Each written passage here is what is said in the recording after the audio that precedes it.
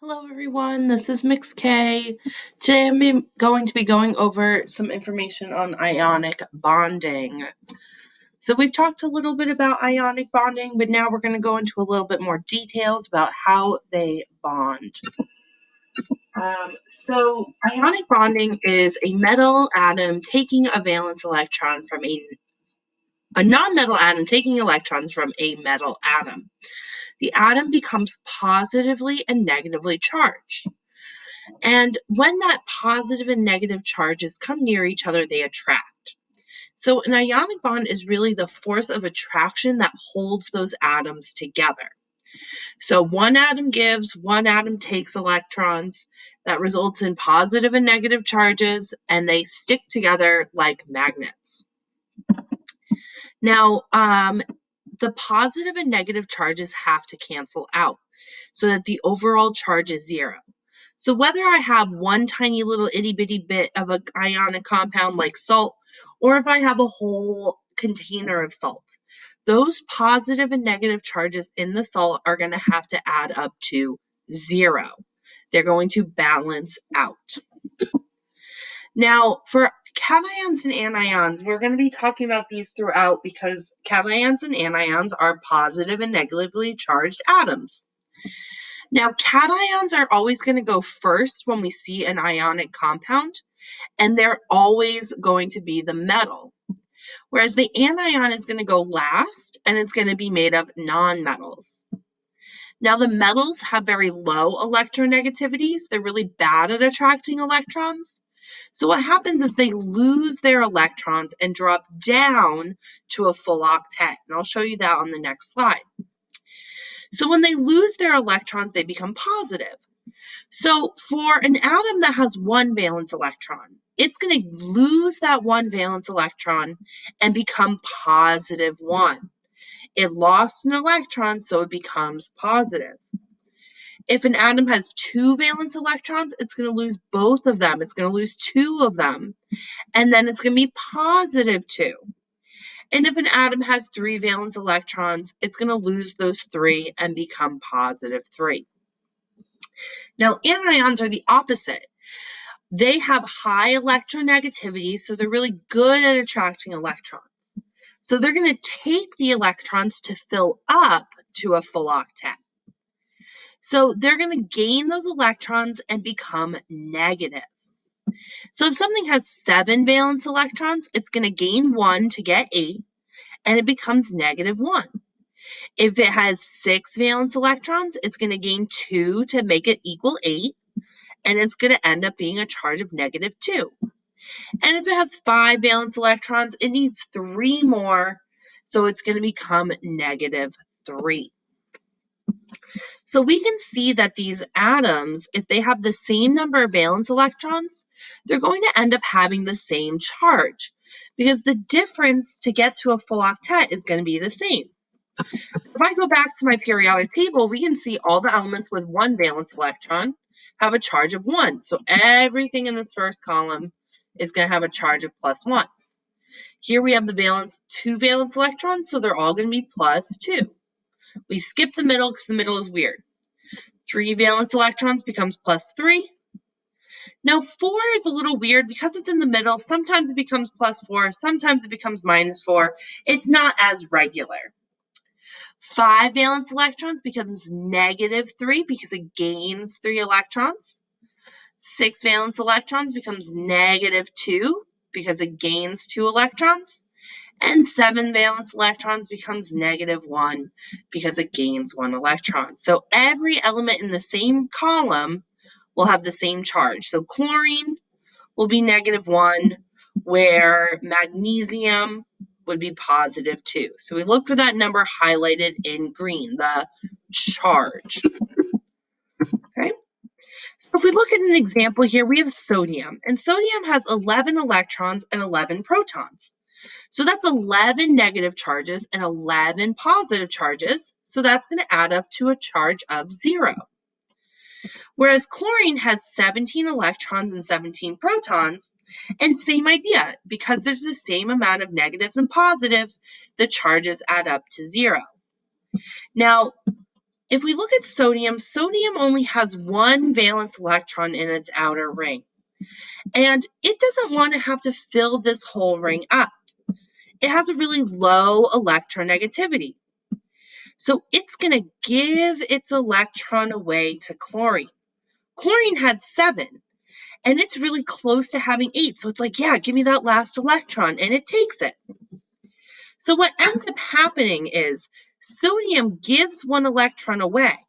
So now it only has 10 electrons, but it has 11 protons. There's 1 more positive than negative, so the atom becomes +1. Chlorine gained that electron, so now it has 1 more electron than protons, so it's going to become -1. Now, if we look here, this outer ring doesn't have any electrons in it anymore. So that outer ring doesn't really exist anymore. It kind of disappears. But if we look at the new outer ring, the one underneath it, it has 8 valence electrons. So sodium lost its outer electron and dropped down to the next lowest ring, which has a full octet. Chlorine took that electron to fill up its outer ring, and now it also has a full octet. So metals will give their electrons away to get rid of this outer ring and drop down to the next lowest state, full octet, and nonmetals will gain the electron to fill up its outer ring and get a full octet. What's important is that both atoms have a full octet, and that's what they want. They both want to have a full octet. Just one of them gives them away to get to a full octet, and one of them gains them to get to a full octet. Now, because they're positive and negative, they're going to attract to each other and stick together like magnets. Okay, so one gives them it away, one of them takes it, they become charged, and they stick together.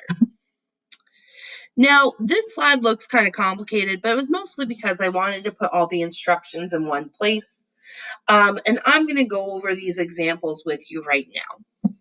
So what you're going to be in charge of is figuring out the name, the charges of each ion, the formula, and to draw the transfer of electrons. So let's start with the naming. To name an ionic compound, all you have to do is name the first element like normal. So Mg is magnesium, so I'm just going to write magnesium. The second part is I look at the second element, so here I have oxygen. But instead of just writing oxygen, I'm going to change the ending of the name to IDE, so it becomes oxide. I put that together, and the name of my compound is going to be magnesium oxide. I name the first element, I name the second element, and I change the ending to IDE. Now, I need to look up the charges of my atoms as well. Now, the cation is always the first element. The anion is always the second element. So I'm going to go look those up on my periodic table. So Mg, find Mg, I come to the top, it's +2. I find O, I come to the top, and I see that it's -2.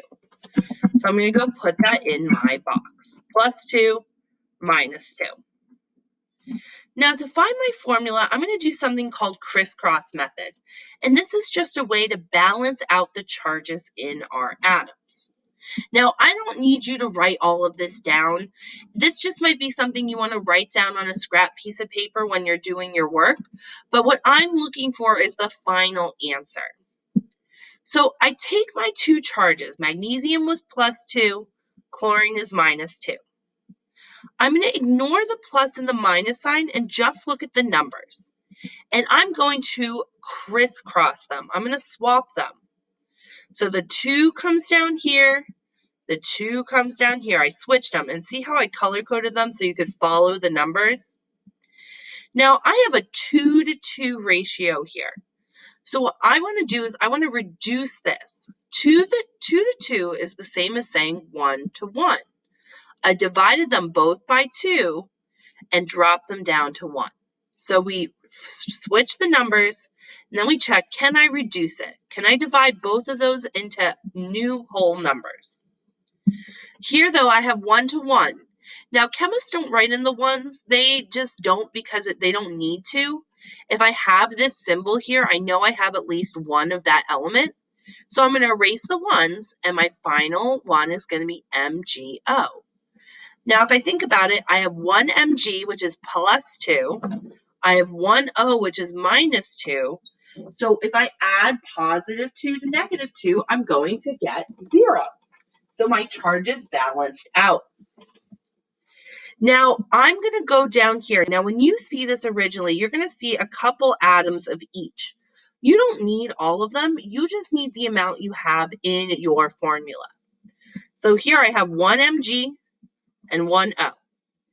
And what I did is I moved the electrons from Mg to O to give the O a full octet and to get rid of all the electrons from the metal. Now, this might look confusing here. This is just to have it all in one place for you. But let me show you an example. And I'll show you guys, this is just some instructions on how to do subscripts.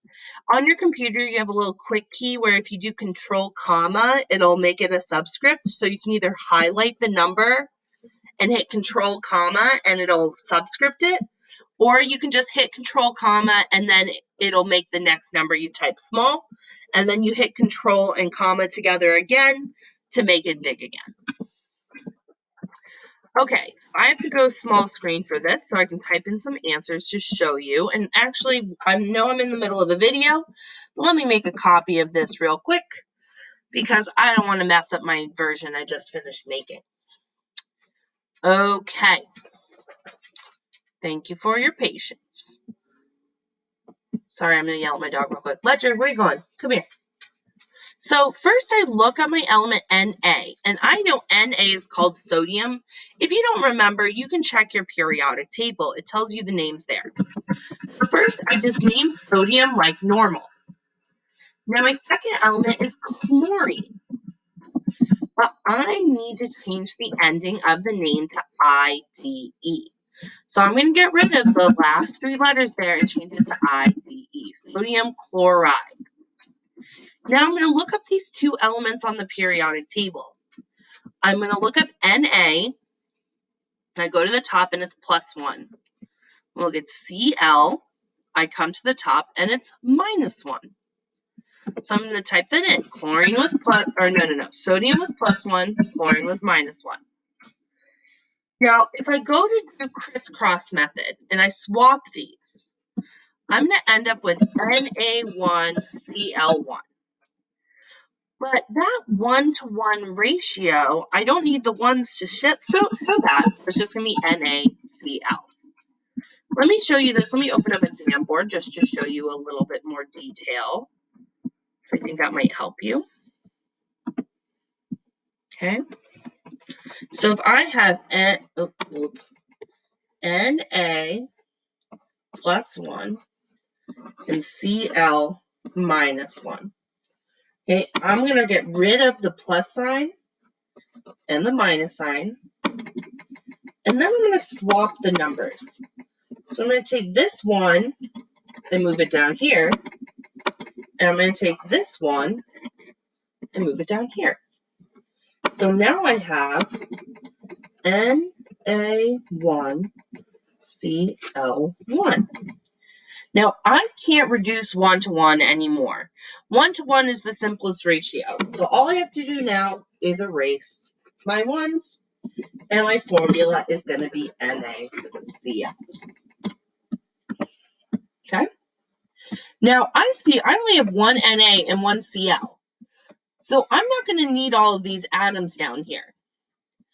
I'm going to move the 1 electron from Na to Cl.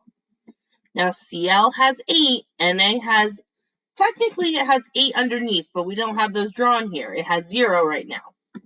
And I'm just going to delete the rest of these because I didn't need them. Okay?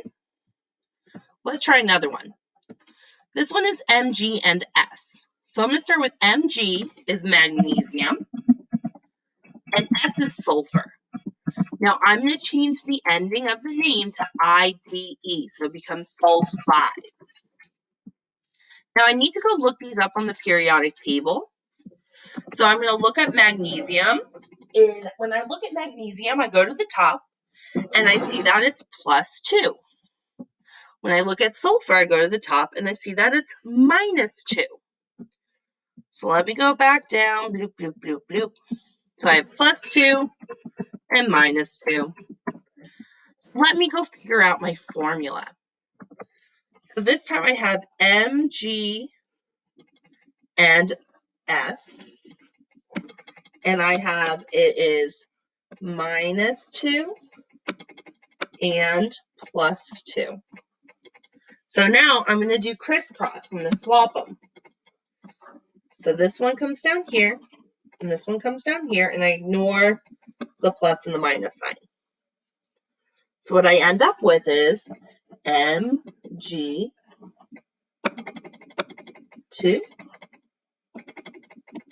S2.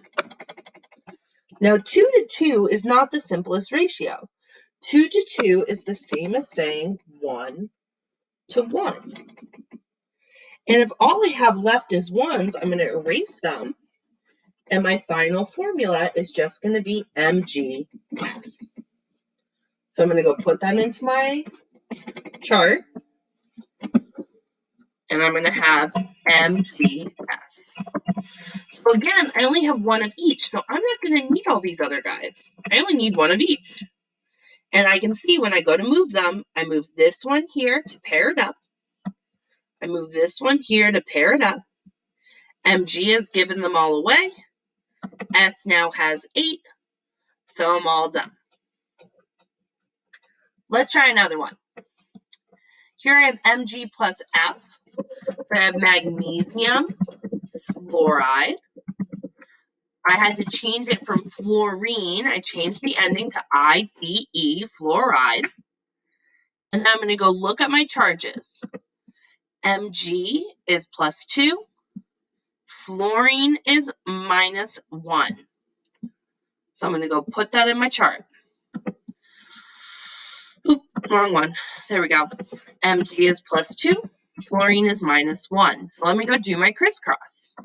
So this time I have Mg is +2 and fluorine is -1. So now I'm going to do my swap. I get rid of my plus and minus sign. I don't need them. I switch the numbers. So now what I have is Mg1. So I switch the numbers. F2. Now, I can't reduce 1 to 2 anymore. If there's a 1 in your ratio, it's already as simple as it can be. But what I do need to do is erase my 1s.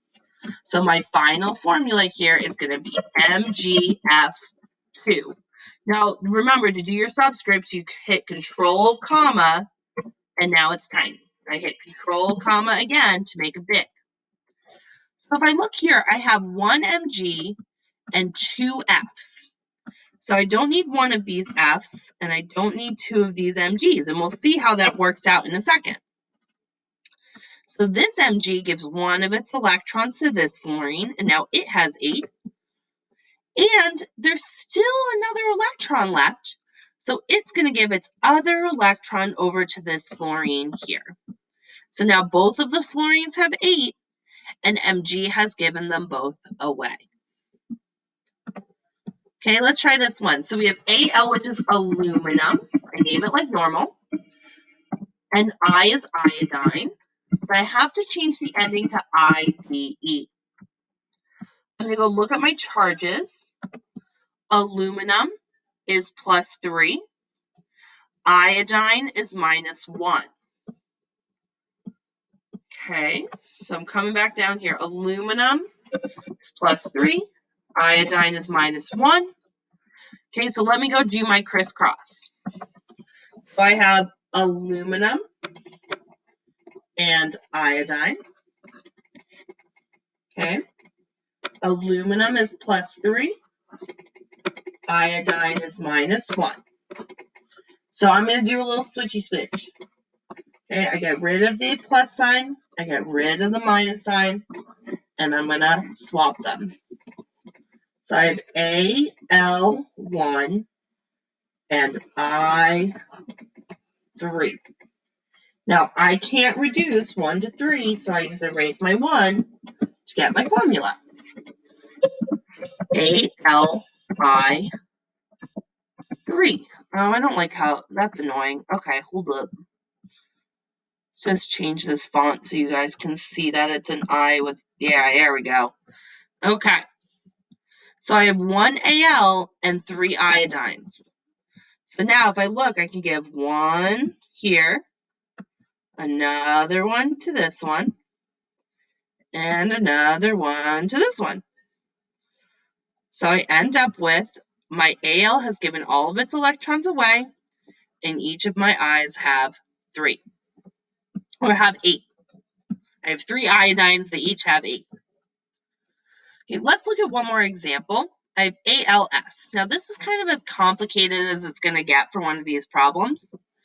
So I have aluminum, and I have sulfur, but I have to change the ending to IDE.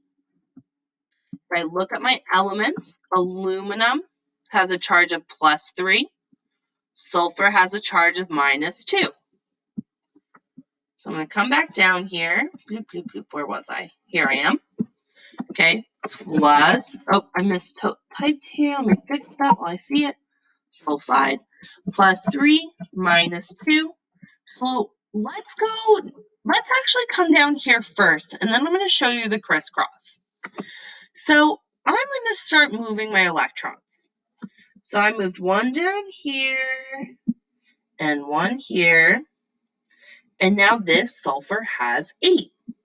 But this aluminum still has 1 more, so I'm going to give it away to this one.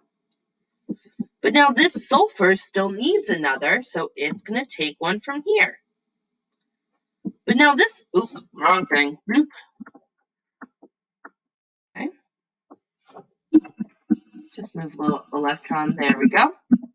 But now this aluminum still has 2 more to give away, so it's going to give its 2 over here. Now, these 2 have given them all away. These 3 all have 8. We didn't really need this guy over here to make it balance out. So let's go prove that this is right. Then I need 2 aluminums and 3 sulfurs. So we know aluminum is +3, sulfur is -2. I get rid of the plus and the minus sign, then I switch my numbers. So now I have aluminum 2s3. So let's see how this makes sense charge-wise. Let me show you an example of this being charges. So if I have 2 aluminums, I have 2 that are +3. And if I have 3 sulfurs, I have 3 that are -2. So if I add that up, these 2 together become +6. These 3 together become -6. And if I add those together, I get 0. So when I add all my charges up, they should always add up to 0. That's a good way to double check your answer. So my final answer here is going to be ALS3. Or AL2S3, sorry. AL2S3. I had 2 aluminums needed to give enough electrons to 3 sulfurs so that they'd all be balanced out. Okay, so there are more examples in here. These are for your homework, and these are for extra credit. Okay, so make sure you're working through those. If you have any questions, let me know, but I hope this helped, and have a lovely day.